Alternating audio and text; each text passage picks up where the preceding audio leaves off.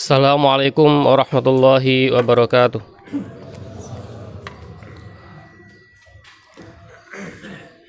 Allahu Akbar, Allahu Akbar, Allahu Akbar, Allahu Akbar, Allahu Akbar, Allahu Akbar, Allahu Akbar, Allahu Akbar, Allahu Akbar, Allahu Akbar kabira, walhamdulillahi katsira, wa subhanallahi bukratan wa asila, la ilaha illallah wahdah, sadaqa wa'dah, wa nasara 'abdah, wa a'azza jundahu, wa hazamal ahzaba wahdah.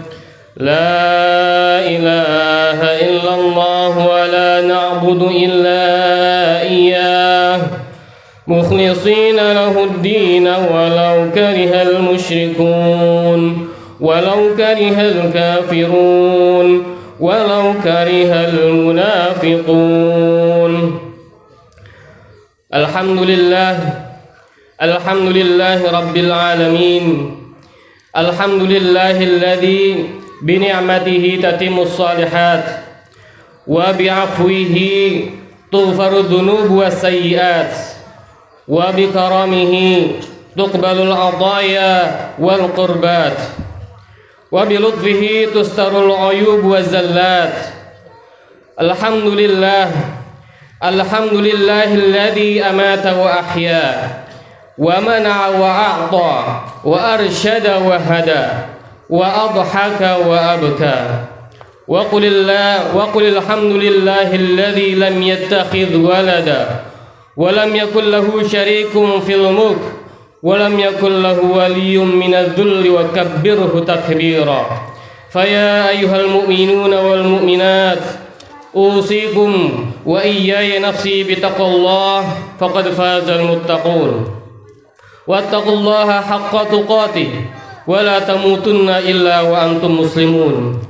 Wa'lamu anna yawmakum hadha yawmun wa'idun fadil, syarifun jalil. Qala Allahu ta'ala fi kitabihil karim, a'udzu billahi minasyaitonir rajim, bismillahirrahmanirrahim. Inna a'tainakal kautsar, fasalli li rabbika wanhar, inna syani'aka huwal abtar. Allahu akbar, Allahu akbar, Allahu akbar, walillahil hamd. Ma'asyiral muslimin, jamaah salat Idul Adha yang dirahmati Allah Subhanahu wa taala.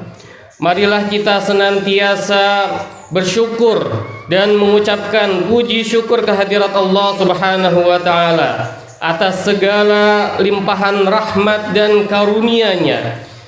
Kita masih diberi nikmat iman, nikmat Islam, kesehatan dan kesempatan untuk melaksanakan berbagai ibadah kepada Allah Subhanahu wa taala, termasuk melaksanakan salat Idul Adha pada pagi hari ini secara berjamaah. Kemudian salawat serta salam kita haturkan ke pangkuan baginda Nabi kita Muhammad sallallahu alaihi wasallam, seorang manusia mulia dan nabi terakhir yang dipilih oleh Allah Subhanahu wa taala untuk menjadi teladan, uswah bagi seluruh umat manusia sepanjang masa. Allahu akbar, Allahu akbar, Allahu akbar, walillahil hamd. Kaum muslimin, jamaah salat Idul Adha rahimakumullah. Beberapa saat yang lalu kaum muslimin yang melaksanakan ibadah haji sebagai tamu Allah Subhanahu wa taala, duyufur rahman, telah berkumpul melaksanakan wukuf di padang Arafah dan saat ini sedang berada di Mina untuk melaksanakan Jumratul Aqabah. Mereka dengan pakaian ihramnya berasal dari berbagai belahan dunia Mereka datang dengan latar belakang bangsa, ras, warna kulit, budaya dan strata sosial yang berbeda-beda satu dari yang lainnya.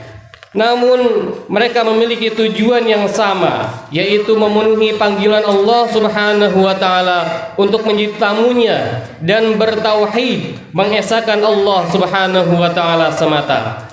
Bagi kaum muslimin yang belum memiliki kemampuan menjadi tamu Allah, mereka melaksanakan salat Idul Adha dan ibadah kurban sesuai dengan kemampuannya dimanapun mereka berada. Ibadah kurban yang dilaksanakan kaum muslimin adalah sebagai salah satu upaya mendekatkan diri taqarrub kepada Allah Subhanahu wa taala. Deskripsi kehidupan kaum muslimin ini menggambarkan interrelasi yang kuat antara orang yang menunaikan ibadah haji dengan saudara-saudaranya yang tidak pergi ke Baitullah. Oleh karena itu, kita melaksanakan salat Idul Adha dan ibadah kurban pada hakikatnya sebagai bentuk kesadaran kita memenuhi perintah Allah Subhanahu wa taala dan Rasulullah sallallahu alaihi wasallam. Allahu akbar, Allahu akbar, Allahu akbar, walillahil hamd. Kaum muslimin sidang jamaah Idul Adha rahimakumullah. Ibadah kurban merupakan salah satu ibadah penting dalam ajaran Islam. Ibadah ini memiliki pondasi yang kuat dan memiliki akar sejarah panjang dalam tradisi rasul-rasul terdahulu. Ajaran kurban dan praktiknya telah ditunjukkan secara sinergik oleh para nabi dan rasul hingga Nabi Muhammad SAW. Nabi Ibrahim alaihissalam dikenal sebagai peletak batu pertama ibadah ini. Peristiwa penyembelihan yang dilakukan Nabi Ibrahim alaihissalam terhadap putranya Nabi Ismail alaihissalam merupakan dasar bagi adanya ibadah kurban. Nabi Ibrahim alaihissalam dengan penuh iman dan keikhlasan bersedia untuk menyembelih anak kesayangannya Ismail alaihissalam hanya semata-mata untuk memenuhi perintah Allah Subhanahu wa taala. Peristiwa yang mengharukan ini dilukiskan dengan indah oleh Allah Subhanahu wa taala dalam Al-Qur'an surah As-Saffat ayat 102. A'udzubillahi minasyaitonir rajim. فلما بلغ معه السعي قال يا بني إني أرى في المنام أني أذبحك فانظر ماذا ترى ستجدني إن شاء الله من الصابرين. Artinya, tatkala anak itu sampai umurnya dan sanggup berusaha bersama-sama Ibrahim, Ibrahim berkata, "Wahai anakku, sesungguhnya aku melihat dalam mimpi bahwa aku menyembelihmu, maka pikirkanlah apa pendapatmu."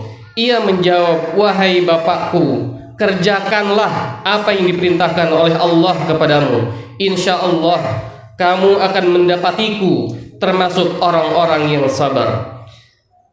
Ini adalah ujian ketaatan Nabi Ibrahim kepada Allah Subhanahu wa taala.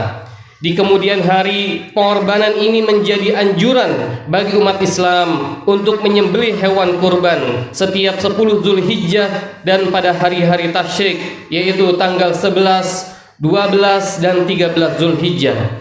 Deskripsi historis ini menggambarkan bahwa keteguhan hati, keyakinan dan kebenaran akan perintah Allah, keikhlasan, ketaatan dan kesabaran adalah esensi yang melekat dari ibadah kurban. Nilai-nilai ini telah diimplementasikan dengan baik oleh Nabi Ibrahim alaihissalam dan Nabi Ismail alaihissalam dalam peristiwa yang mengharukan itu. Kesanggupan Nabi Ibrahim alaihissalam menyembelih anak kandungnya sendiri, Nabi Ismail alaihissalam, bukan semata-mata didorong oleh perasaan taat setia yang membabi buta, taklid, tetapi meyakini bahwa perintah Allah Subhanahu wa taala itu haruslah dipatuhi. Bahkan Allah Subhanahu wa taala memberi perintah seperti itu sebagai peringatan kepada umat yang akan datang bahwa adakah mereka sanggup mengorbankan diri, keluarga, dan harta benda yang disayangi demi menegakkan perintah Allah Subhanahu wa taala? Dan adakah mereka juga sanggup memikul amanah sebagai khalifah Allah Subhanahu wa taala di muka bumi? Allahu akbar, Allahu akbar, Allahu akbar, walillahil hamd. Kaum muslimin wal muslimat yang berbahagia, dalam studi fikih kurban sering disebut dengan istilah udhiyah karena penyembelihan binatang ternak dilakukan pada saat matahari pagi sedang menaik, yaitu waktu duha. Oleh karenanya Ibnu Qayyim al-Jauziyah memahami kurban dengan tindakan seseorang menyembelih hewan ternak pada saat duha guna menghasilkan kedekatan dan ridho Allah Subhanahu wa taala. Binatang kurban yang disebut udhiyah atau nahar adalah simbolisasi tadhiyah, yakni pengorbanan. Baik udhiyah maupun tadhiyah posisinya sama sebagai ibadah untuk mendekatkan diri kepada Allah Subhanahu wa taala, taqarruban wa qurbanan. Jika menyembelih udhiyah merupakan ibadah material yang ritual, maka tadhiyah atau pengorbanan di jalan Allah Subhanahu wa taala merupakan ibadah keadaban yang memajukan sektor-sektor kehidupan yang lebih luas. Dalam ibadah kurban, nilai yang paling esensial adalah sikap batin berupa keikhlasan, ketaatan, dan kejujuran. Tindakan lahiriah tetaplah penting kalau memang muncul dari niat yang tulus. Sering kita digoda syaitan agar tidak melaksanakan ibadah kurban karena khawatir tidak ikhlas. Imam Al-Ghazali dalam kitab Ihya Ulumuddinnya berkata bahwa syaitan selalu membisiki kita, buat apa engkau beribadah kalau tidak ikhlas? Lebih baik sekalian tidak beribadah. Ibadah kurban bukan hanya mementingkan tindakan lahiriah berupa menyedekahkan hewan ternak kepada orang lain, terutama fakir miskin, tetapi yang lebih penting adalah nilai ketulusan guna mendekatkan diri kepada Allah Subhanahu wa taala. Dalam beberapa ayat Al-Quran, Allah Subhanahu wa taala memperingatkan bahwa yang betul-betul membuahkan kedekatan dengannya, yaitu kurban, bukanlah fisik hewan kurban, melainkan nilai takwa dan keikhlasan yang ada dalam jiwa kita. Dalam surah Al-Hajj ayat 37, Allah Subhanahu wa taala menyebutkan, A'udzubillahi minasyaitonirrajim. La yanalallaha luhumuha wala dima'uha walakin yanaluhu taqwa minkum. Artinya, tidak akan sampai kepada Allah daging hewan itu dan tidak pula darahnya, tetapi yang akan sampai kepadanya adalah takwa dari kamu. Penegasan Allah Subhanahu wa taala ini mengindikasikan dua hal. Yang pertama, penyembelihan hewan ternak sebagai kurban merupakan bentuk simbolik dari tradisi Nabi Ibrahim alaihissalam dan merupakan syiar dari ajaran Islam. Yang kedua, Allah Subhanahu wa taala hanya menginginkan nilai ketakwaan dari orang yang menyembelih hewan ternak sebagai ibadah kurban. Indikasi ini sejalan dengan peringatan Rasulullah SAW yang artinya sesungguhnya Allah Subhanahu wa taala tidak melihat bentuk keluarmu dan harta bendamu, tetapi Dia melihat hatimu dan perbuatanmu. Hadis riwayat Bukhari dan Muslim. Usaha mendekatkan diri kepada Tuhan, terutama melalui kurban, kita lakukan secara terus-menerus. Karena itulah agama Islam disebut sebagai jalan, syariah, thariqah, dan sirat menuju dan mendekatkan diri kita kepada Allah Subhanahu wa taala.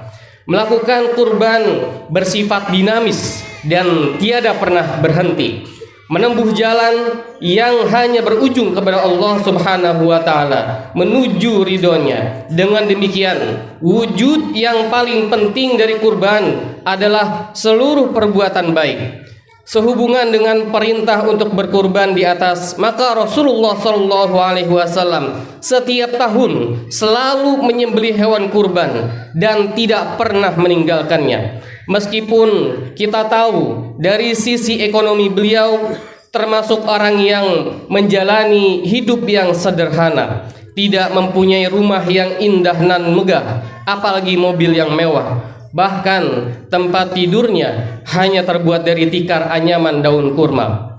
Oleh karena itu, orang muslim yang telah mempunyai kemampuan untuk berkurban tetapi tidak mau melaksanakannya, boleh dikenakan sanksi sosial, yaitu diisolasi dari pergaulan masyarakat muslim, sebagaimana disabdakan oleh Rasulullah Shallallahu Alaihi Wasallam dalam hadis yang diriwayatkan dari sahabat Abu Hurairah radhiyallahu anhu, "Man kana lahu sa'atun wa lam yudhi fala yaqribanna musallana." Artinya, barang siapa yang mempunyai kemampuan, keleluasaan menyembelih hewan kurban tetapi tidak melaksanakannya, maka janganlah sekali-kali ia mendekati tempat sholat kita. Hadis riwayat Imam Ahmad dan Ibnu Majah. Allahu Akbar, Allahu Akbar, Allahu Akbar, walillahil hamd. Kaum muslimin yang berbahagia, kalau ibadah kurban dilaksanakan dengan ikhlas demi mengharap ridho Allah Subhanahu wa taala, akan memberi hikmah dan manfaat bagi pelakunya, baik di dunia maupun di akhirat. Di antaranya yang pertama, meningkatkan iman kepada Allah Subhanahu wa taala.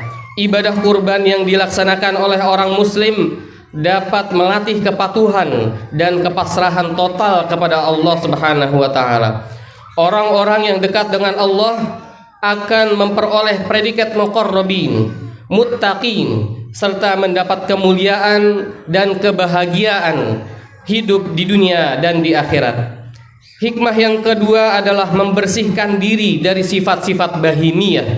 Pada saat hewan kurban jatuh ke bumi, maka saat itulah sifat kebinatangan harus sirna, seperti rasa rakus, serakah, kejam, dan penindas.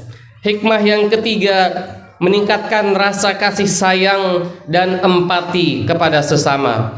Ibadah kurban dalam Islam tidak sama dengan persembahan, offering dalam agama lain selain Islam. Islam tidak memerintahkan pemujaan dalam penyembelihan hewan, tetapi Islam memerintahkan agar dagingnya diberikan kepada orang miskin agar ikut menikmati lezatnya daging hewan tersebut, sehingga timbul rasa empati, berbagi, memberi, dan ukhuwah Islamiyah antar sesama. Dan hikmah yang keempat, melatih kedermawanan. Ibadah kurban dilakukan setiap tahun secara berulang-ulang, sehingga orang yang memberi kurban terbiasa untuk berderma kepada yang lain. Badan Pusat Statistik mencatat jumlah penduduk miskin pada Maret 2023 adalah sebesar 25,90 juta orang. Garis kemiskinan pada tahun 2023 tercatat sebesar Rp550.458 per kapita per bulan, atau Rp18.348 per kapita per hari. Jika digali lebih dalam, angka di atas masih relatif lebih baik dibanding golongan masyarakat yang masuk dalam garis kemiskinan ekstrim di tahun yang sama, yaitu Rp351.957 per kapita per bulan, atau Rp11.571 per kapita per hari. Di akhir khutbah ini, dengan penuh khusyuk dan tadarruk, kita berdoa kepada Allah Subhanahu wa taala, semoga perjalanan hidup kita senantiasa terhindar dari segala keburukan yang menjerumuskan umat Islam. Semoga dengan doa ini pula kiranya Allah Subhanahu wa taala berkenan menyatukan kita dalam kebenaran agamanya, dan memberikan kekuatan untuk menaati perintahnya dan menjauhi larangannya. Amin amin ya rabbal alamin. جعلنا الله وإياكم من السعداء المقبولين وأدخلنا وإياكم في زمرة عباده المتقين. قال تعالى في القرآن العظيم: أعوذ بالله من الشيطان الرجيم. قل إنما أنا بشر مثلكم يوحى إلي أنما إلهكم إله واحد فمن كان يرجو لقاء ربه فليعمل عملا صالحا ولا يشرك بعبادة ربه أحدا. بارك الله لي ولكم في القرآن الكريم ونفعني وإياكم بما فيه من الآيات وذكر الحكيم وتقبل مني ومنكم تلاوته إنه هو السميع العليم وقل رب اغفر وارحم وأنت خير الراحمين.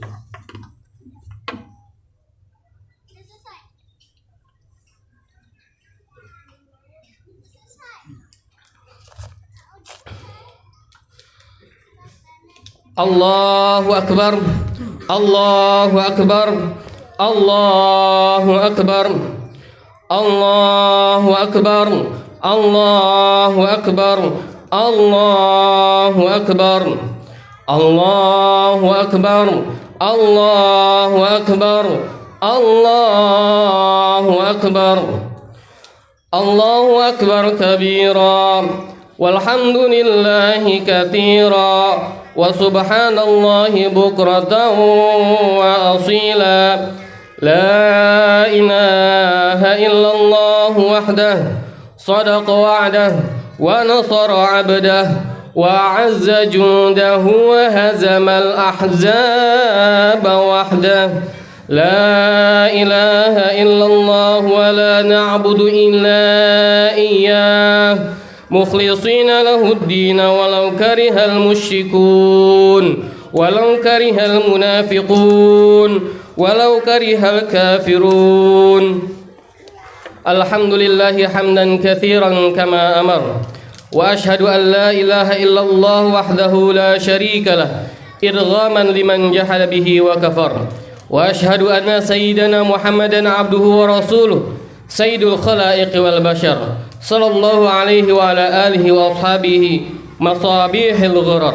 أما بعد فيا أيها الحاضرون أوصيكم ونفسي بتقوى الله فقد فاز المتقون وافعلوا الخير واجتنبوا عن السيئات واعلموا أن الله أمركم بأمر بدأ فيه بنفسه وثنى بملائكة المسبحة بقدسه فقال تعالى في كتابه الكريم: أعوذ بالله من الشيطان الرجيم بسم الله الرحمن الرحيم إن الله وملائكته يصلون على النبي يا أيها الذين آمنوا صلوا عليه وسلموا تسليما.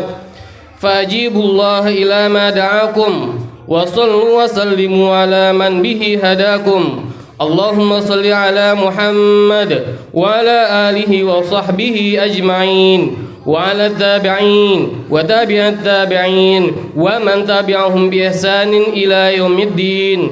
ورضى الله عنا وعنهم برحمتك يا أرحم الراحمين. اللهم اغفر للمؤمنين والمؤمنات والمسلمين والمسلمات الأحياء منهم والأموات إنك سميع قريب مجيب الدعوات. اللهم انصر أمة سيدنا محمد. اللهم اصلح أمة سيدنا محمد. اللهم انصر أمة سيدنا محمد.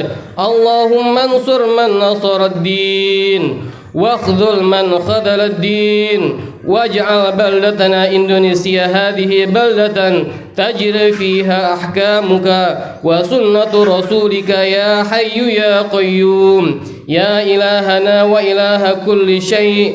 هذا حالنا يا الله لا يخفى عليك.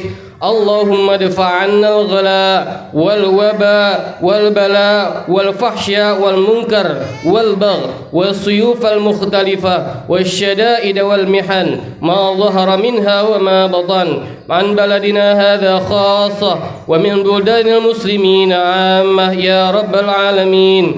اللهم أعز الإسلام والمسلمين وأهلك الكفرة والمبتدعة والرافضة والمشركين ودمر أعداءك أعداء الدين واجعل اللهم ولايتنا في من خافك واتقاك يا أرحم الراحمين ربنا ظلمنا أنفسنا وإن لم تغفر لنا وترحمنا لنكونن من الخاسرين ربنا اغفر لنا ولإخواننا الذين سبقونا بالإيمان ولا تجعل في قلوبنا غلا للذين آمنوا ربنا إنك رؤوف رحيم ربنا آتنا في الدنيا حسنة وفي الآخرة حسنة وقنا عذاب النار والحمد لله رب العالمين عباد الله إن الله يأمر بالعدل والإحسان وإيتاء ذي القربى وينهى عن الفحشاء والمنكر والبغي يعظكم لعلكم تذكرون فاذكروا الله العظيم يذكركم واشكروه على نعمه يزدكم ولذكر الله أكبر والله يعلم ما تصنعون السلام عليكم ورحمة الله وبركاته.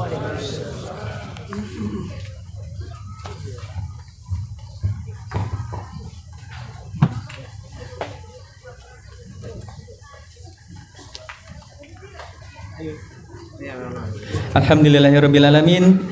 Demikian seluruh rangkaian salat Idul Adha telah kita ikuti. Kami ucapkan terima kasih atas perhatian Bapak Ibu sekalian dan kami mohonkan maaf apabila ada hal-hal yang kurang berkenan. Atas nama panitia dan penyelenggara acara kami ucapkan kembali selamat Hari Raya Idul Adha 1445 Hijriah. Taqabbalallahu minna wa minkum. Mohon maaf lahir batin. Subhanakallahumma wa bihamdika asyhadu an la ilaha illa anta astaghfiruka wa atubu ilaik. Bila taufiq wal hidayah. Wassalamualaikum warahmatullahi wabarakatuh.